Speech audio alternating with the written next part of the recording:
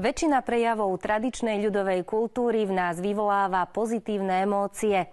Zvyky a obrady, ľudové piesne, hudba, tanec, divadlo, rozprávky, príslovia, remeslá, odev, ľudová architektúra a mnoho ďalších.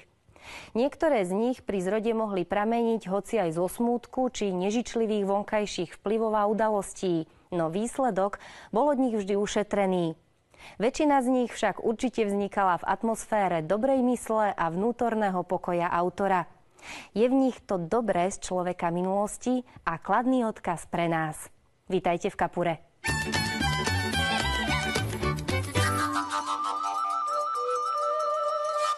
Fupšovci vyrastali v rodine, kde sa folklóru venovali mnohí jej členovia. Robo Puškár a Roman Bienik sú známi multiinštrumentalisti.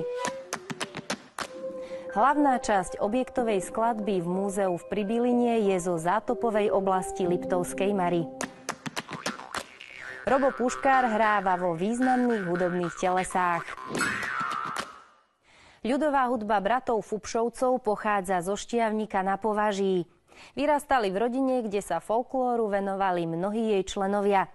Ich otec a stará mama pôsobili v miestnom folklórnom súbore, v ktorom postupne začali hrávať aj mladí bratia pod vedením Ota Jakubíka a neskôr Juraja Jakubíka. V roku 2013 začali hrať ako súrodenecká muzika. Pridal sa k ním kamarát, ktorý sa naučil hrať na kontrabas, neskôr aj mladší brat a dievčina z náprotivného gruntu. Okrem basistu všetci absolvovali základnú umeleckú školu v Bytči u pani učiteľky Čičkovej. Teraz vám zahráme Staré vtáčencové.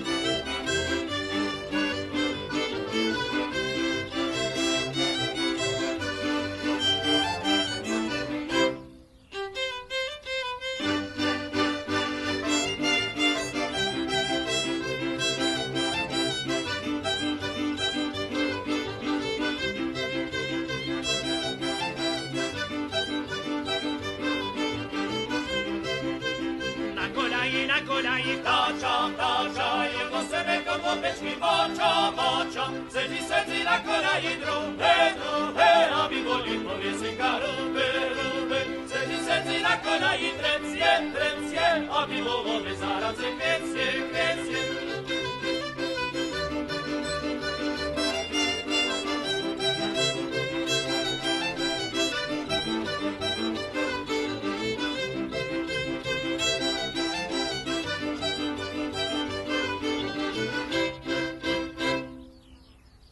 Robo Puškár, huslista